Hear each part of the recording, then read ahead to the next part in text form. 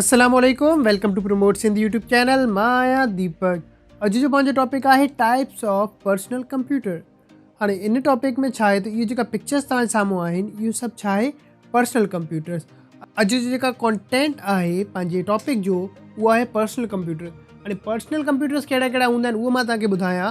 जीअं त लिखियलु आहे desktop computers, work station, notebook computers, tablet PCs, hand held computers and smartphone.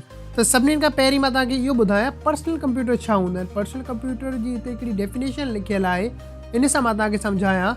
The computers which are designed to be used by a single person at a time are known as personal computers. इन में इहो लिखियलु आहे त अहिड़ा computer जेका design कया विया आहिनि eight a time single user जंहिंखे इस्तेमालु करे सघे उहो छा आहे, पर्सनल कंप्यूटर्स आहिनि। ठीकु आहे। उन खां पोइ लिखियलु आहे PCs are also called micro computers. Personal computers खे माइक्रो कंप्यूटर बि चइबो आहे। इन खां पोइ लिखियलु आहे micro computers are so called because they contain a micro processor as its CPU। इन में CPU जे कम लाइ जेका आहे माइक्रो प्रोसेसर इस्तेमालु थींदो आहे, इन करे इनखे माइक्रो कंप्यूटर्स बि चइबो आहे। ठीकु आहे। हाणे हिते लिखियलु आहे and other general characteristics of these computer is that the occupy physically small amount of space. इहो साइज़ में इलाही नंढा हूंदा आहिनि। जीअं मां तव्हांखे लास्ट टॉपिक में ॿुधायो हुयो त कुझु अहिड़ा हूंदा आहिनि जीअं पाण उनखे पंहिंजी पॉकेट में बि रखी सघूं था, जेका स्मार्टफोन आहे।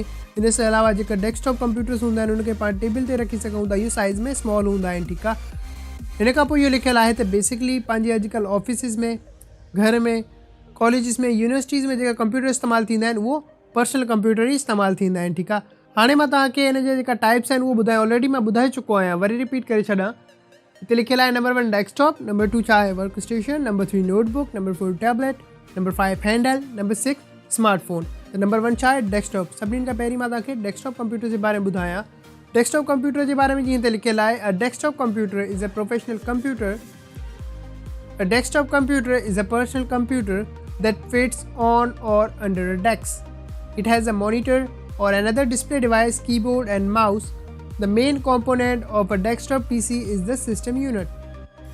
हिन में इहो लिखियलु आहे त डेस्कटॉप कंप्यूटर जेका आहे पर्सनल कंप्यूटर जी अहिड़ी टाइप आहे जंहिंखे पाण डेस्क ते बि रखी सघूं था ऐं डेस्क जे अंदरि बि रखी सघूं था। जीअं अॼुकल्ह पाण PC रखंदा आहियूं टेबल ते, जेका कंप्यूटर टेबल हूंदो आहे उनजे मथे हूंदो आहे या उनजे अंदरि हूंदो आहे। हिन में हिकिड़ो मॉनिटर लॻियलु हूंदो आहे, कीबोर्ड ऐं माउस हूंदा आहिनि। ऐं लास्ट लाइन इहो लिखियलु आहे त हिन में हिकिड़ो जेका इंपॉर्टेंट हिन जो मेन कॉम्पोनेंट आहे उहो आहे सिस्टम यूनिट। हुन खां हेठि लिखियलु आहे a desktop computer is meant to stay at one location. Desktop computer जेका आहे उहो हिकिड़ी जॻह ते रखण लाइ हूंदो आहे। जीअं तव्हां सभिनीनि खे ख़बर हूंदी त पाण वटि जेका कंप्यूटर्स हूंदा आहिनि उहे हिकिड़ी जॻह ते रखियलु हूंदा आहिनि घर में। सभिनीनि खां पहिरीं मां तव्हांखे हॉरिज़ॉन्टली ओरिएंटेड जे बारे में ॿुधायां। जीअं तव्हां साम्हूं इहो हिकिड़ी पिक्चर ठहियलु आई आहे, हिन सां तव्हांखे आइडिया थी वियो हूंदो त मां कहिड़े PC जे बारे में ॻाल्हायां थो। हॉरिज़ॉन्टली ओरिएंटेड छा आहे त हीउ सिस्टम यूनिट हूंदो आहे विच usually lies flat on the top of the users desk. त इहो उहो ई सिस्टम हूंदो आहे जेका माण्हू जेका यूज़र्स आहिनि वधीक उहो डेस्क जे मथे रखंदा आहिनि ऐं हिन जे मथे मॉनिटर खे रखी छॾींदा आहिनि या पोइ LCD खे। ठीकु आहे। हाणे जेका वर्टिकली ओरिएंटेड आहे इहो मां तव्हांखे ॿुधायां त अॼुकल्ह जीअं पाण चवंदा आहियूं टावर मॉडल जेका हूंदो आहे टावर कंप्यूटर, उहो छा आहे वर्टिकली ओरिएंटेड हूंदा आहिनि। इहो जेका आहे इहो हॉरिज़ॉन्टली ओरिएंटेड सां हाणे मां तव्हांखे ॿुधायां वर्क स्टेशन जे बारे में। हिते जीअं हिन जी डेफिनेशन लिखियलु आहे work station is a specialize single user computer that typically has more power and features than a standard desktop computer. Work station हिकिड़ो अहिड़ो स्पेशलाइज़ ऐं सिंगल यूज़र कंप्यूटर आहे, इनखे बि इस्तेमालु सिंगल यूज़र ई कंदो आहे, जंहिंमें जेका आहे नॉर्मल कंप्यूटर जे मुक़ाबले में पावर वधीक हूंदी आहे। ठीकु आहे। स्टैंडर्ड जेका डेस्कटॉप कंप्यूटर आहे उन सां वधीक हिन में पावर हूंदी आहे। These machines are popular among scientist, engineers and animators who need a system with greater than average speed and the power to perform sophisticated tasks. जेका मशीन आहे इहो नॉर्मल यूज़र लाइ न ई हूंदी आहे। इहो जेका आहे वॾा साइंटिस्ट हूंदा आहिनि, इंजीनियर्स हूंदा आहिनि, एनिमेटर्स हूंदा आहिनि, वीडियो एडिटर्स हूंदा आहिनि, जंहिंखे इलाही स्पीड जी नीड हूंदी आहे कमु करण लाइ, टास्क परफॉर्म करण लाइ, उन्हनि जे कम में ईंदा आहिनि ऐं उहो हिनखे इस्तेमालु कंदा आहिनि। ठीकु आहे। जीअं हिते हिन जी पिक्चर साम्हूं आई आहे, इहो ॾिसण में सेम अहिड़ा ई हूंदा आहिनि जेका पंहिंजा नॉर्मल डेस्कटॉप कंप्यूटर्स हूंदा आहिनि, बट इहो जेका आहे हिन में पावर वधीक हूंदी आहे, हिन में रेज़ोल्यूशन वधीक हूंदी आहे, हिन में जेका ग्राफिक्स आहिनि उहे वधीक हूंदा आहिनि। त इन सां वॾा जेका टास्क आहिनि, हैवी जेका कमु हूंदा आहिनि उहे करे सघनि था माण्हू। जी आर्किटेक्चर जा कम हूंदा आहिनि, इंजीनियरिंग डिज़ाइन्स आहिनि, modelling, animation and video editing, ठीकु आहे। त इहो आहे वर्क स्टेशन कंप्यूटर। हाणे मां तव्हांखे ॿुधायां नोटबुक कंप्यूटर जे बारे में। जीअं तव्हां साम्हूं इहो पिक्चर ठहियलु आई आहे, इहो आहे नोटबुक कंप्यूटर्स, हिन खे लैपटॉप बि चयो वेंदो आहे। फर्स्ट में छा लिखियलु आहे, notebook computers as their name implies approximate the shape of an 8.5 by 11 inch notebook and easily fit inside a briefcase। Notebook computer जे नाले सां ई तव्हां अंदाज़ो लॻाए सघो था त इहो हिकिड़ी बुक जी साइज़ जा हूंदा आहिनि ऐं हिन में नॉर्मली जेका शेप या हिन जो जेका साइज़ हूंदो आहे 8.5 to 11 इंचिस ताईं हूंदो आहे। ईज़ीली जेका आहे इहो बैग में या ब्रीफ केस में फिट थी वेंदा आहिनि, मतिलबु अची वेंदा आहिनि ईज़ीली, ठीकु आहे। Because people frequently set these devices on their lap, they are also called laptop computers। हिन खे माण्हू जेका आहे कहिड़ी बि जॻह ते रखी हलाईंदा आहिनि, लैप ते रखी हलाईंदा आहिनि, इन करे हिन जो नालो लैपटॉप कंप्यूटर्स बि आहे ऐं हिन खे लैपटॉप कंप्यूटर इन करे चयो वेंदो आहे, ठीकु आहे। इन सां अलावा हिते छा लिखियलु आहे, notebook computers can operate on alternating current और स्पेशल बैटरीज। जेका नोटबुक कंप्यूटर्स आहिनि इहो अल्टरनेट करंट ते हलंदा आहिनि, मतिलबु AC ते या स्पेशल बैटरीज थे। These amazing devices generally weight less than 8 pounds and some even weight less than the 3 pounds। हाणे हिन में लिखियलु आहे पाउंड्स में हिन जो वेट ॾिनल आहे त जनरली इहो 8 पाउंड्स खां घटि हूंदा आहिनि या उन जे बराबरि हूंदा आहिनि ऐं जेका कुझु त अहिड़ा आहिनि जेका 3 पाउंड सां बि घटि हूंदा आहिनि। हाणे हिते जेका वेट ॾिनल आहे उहो आहे पाउंड्स में। इहो ई मां अगरि तव्हांखे केजीज़ में ॿुधायां त इन जे हिसाब सां इहो 3 kg ताईं थींदो। बाक़ी अॼुकल्ह त कुझु लैपटॉप्स अहिड़ा बि आहिनि जेका 1 खां 1.25 किलो ताईं बि हूंदा आहिनि। इन खां पोइ हिते लिखियलु आहे when not in use the device fold up for easy storage। इहो रखण में बिल्कुलु ईज़ी हूंदा आहिनि, इनखे तव्हां फोल्ड करे कहिड़ी बि जॻह ते रखी सघो था।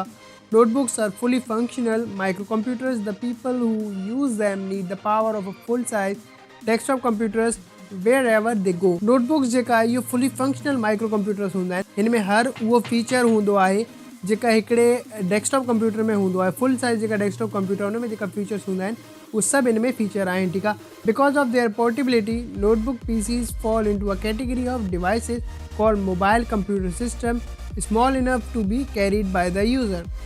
यानी ये पोर्टेबिलिटी भी मां तव्हांखे गाइड कयां थो। छा आहे नोटबुक PCs जेका आहे उहो मोबाइल कंप्यूटर सिस्टम जी कैटेगरी में ईंदा आहिनि, छाकाणि त इहो अहिड़ी कैटेगरी आहे जेके यूज़र कहिड़ी बि जॻह ते खणी वञी सघे थो। इहो इलाही पोर्टेबल हूंदा आहिनि। हिन खां पोइ इहो जेका पिक्चर आई आहे इहो आहे नोटबुक कंप्यूटर तव्हांजे साम्हूं। हिन खां पोइ मां तव्हांखे ॿुधायां टैबलेट PC छा इहो मां तव्हांखे ॿुधायां। इहो हेठि जेका पिक्चर ठहियलु आई आहे इहो आहे टैबलेट PCs, ठीकु आहे। लिखियलु आहे the tablet PC is the newest development in portable full featured computer. सभिनी खां पहिरीं त मां तव्हांखे पोर्टेबल जो मतिलबु सम्झायां। पोर्टेबल जो मतिलबु इहो हूंदो आहे त अहिड़ा डिवाइसिस जेके पाण कहिड़ी बि जॻह ते आसानी सां कैरी करे सघूं था, वठी वञी सघूं था, त उहो छा आहे पोर्टेबल डिवाइसिस आहिनि। इन खां पोइ मां तव्हांखे इहो बि ॿुधाईंदो हलां त जीअं डेस्कटॉप कंप्यूटर्स आहिनि उन में हिकिड़ो मॉनिटर हूंदो आहे, सिस्टम यूनिट हूंदा आहिनि, कीबोर्ड माउस, त उहे हिकिड़ी जॻह ते रखी करे हलाइण जहिड़ा डिवाइस आहिनि, ठीकु आहे। उहे पोर्टेबल न आहिनि। बट इहो जेका टैबलेट PC आहे या लैपटॉप आहे, नोटबुक आहे या स्मार्टफोन, इहे सभु पोर्टेबल डिवाइसिस आहिनि। त मां उमीद थो कयां पोर्टेबल जेका वर्ड आहे इन जो मतिलबु हाणे तव्हांखे क्लियर हूंदो। हुन खां पोइ हिते लिखियलु आहे tablet PCs offer all the functionality of a notebook PC but they are lighter and can accept input from special pen called a stylus or a digital pen that is use to tap or write directly on the screen. हिन में इहो लिखियलु आहे त tablet PC जेका आहे हिन में हर उहो फंक्शन हूंदो आहे जेका नोटबुक PC पाण खे प्रोवाइड कंदो आहे ऐं इहो उन खां वेट में घटि हूंदा आहिनि ऐं साइज़ में बि नंढा हूंदा आहिनि। इन सां अलावा हिन में इनपुट वठण लाइ हिन में पंहिंजा स्पेशल कंपोनेंट्स लॻियल हूंदा आहिनि, जीअं माइक आहे ऐं इन सां अलावा हिन में पेन हूंदो आहे, डिजिटल पेन, उन सां तव्हां हिन खे इनपुट ॾेई सघो था। माइक में इहो आहे त इहो यूज़र सां वॉइस इनपुट वठी ऐं उहो टास्क परफॉर्म करे सघंदो आहे। जीअं पाण अॼुकल्ह गूगल असिस्टेंट हलाईंदा आहियूं त उहो ई सीन आहे, ठीकु आहे। हिन खां अलावा मां तव्हांखे हिते ॿुधायां many tablet PCs also have a built-in microphone and special software that accept input from the user's voice। इहो ऑलरेडी मां हींअर तव्हांखे ॿुधायो आहे त इहो उहो ई लिखियलु आहे ऐं इहो जेका पिक्चर आहे इहो छा आहे टैबलेट PCs। हिन खां पोइ इहो लिखियलु आहे a few models even have a fold out can keyboard or they can be transformed into a standard notebook PC। हिन में इहो लिखियलु आहे त कुझु अहिड़ा फ्यू मॉडल्स आहिनि उनमें इहो बि ऑप्शन हूंदो आहे त उनमें फोल्डेबल कीबोर्ड बि लॻियल हूंदा आहिनि ऐं उहो जेका आहे स्टैंडर्ड नोटबुक PC ठही वेंदा आहिनि। मतिलबु उन में जॾहिं तव्हां कीबोर्ड लॻाई छॾंदा आहियो त उहो हिकिड़ो नोटबुक जेका आहे उनजी साइज़ में अची वेंदा आहिनि, उनजे शेप में अची वेंदा आहिनि, ठीकु आहे। उन खां पोइ लिखियलु आहे some models also can be connected to a keyboard and a full size monitor. कुझु मॉडल अहिड़ा बि आहिनि उन में तव्हां मॉनिटर बि कनेक्ट करे सघो था, उन सां गॾु कीबोर्ड, त उहो जेका आहे पूरो डेस्कटॉप कंप्यूटर जो बि कमु कंदा आहिनि। हिन खां पोइ इहो जेका पिक्चर्स आहे इहो सभु टैबलेट पीसीस जी पिक्चर्स आहिनि। हाणे मां तव्हांखे ॿुधायां हैंड हेल्ड कंप्यूटर्स जे बारे में। हैंड हेल्ड कंप्यूटर जे बारे में इहो लिखियलु आहे त hand held personal computers are computing device small enough to fit in your hand. इहो जेका आहे इहो पंहिंजे स्मार्टफोन जी साइज़ जा हूंदा हुया। A popular type of hand held computer is the personal digital assistant PDA। इहो इन्वेंट थिया हुया 1992 में। उन टाइम इहो इलाही फेमस हूंदा हुया, इहो बिज़नेसमैन इस्तेमालु कंदा हुया। हिन में छा आहे त कुझु स्पेशल फीचर्स हूंदा हुया, मतिलबु कुझु फीचर्स लाइ इहो हूंदा हुया। हिन में जीअं जेका फीचर्स आहिनि इहो मां तव्हांखे ॿुधायां त a popular type of hand held computer is the personal digital assistant PDA। इहो जेका आहे इहो 1992 में इन्वेंट थिया हुया। हिन खां पोइ इहो लिखियलु आहे a PDA is no longer than a small appointment book and is normally used for special applications such as taking notes, displaying telephone numbers and addresses, and keeping track of dates or agendas। ठीकु आहे, त इहो जेका इहो को वधीक कम लाइ इस्तेमालु कोन थींदा हुया।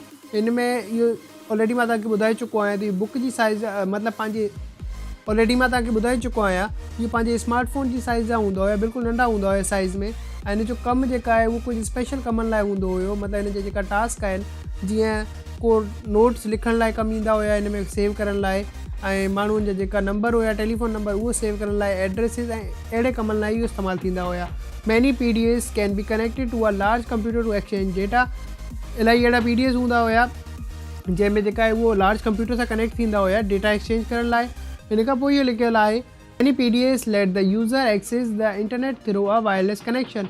हिन में इहो लिखियलु आहे त इलाही अहिड़ा PDAs हुया जेका यूज़र खे एक्सेस ॾींदा हुया इंटरनेट जो वायरलेस कनेक्शन जे थ्रू, ठीकु आहे।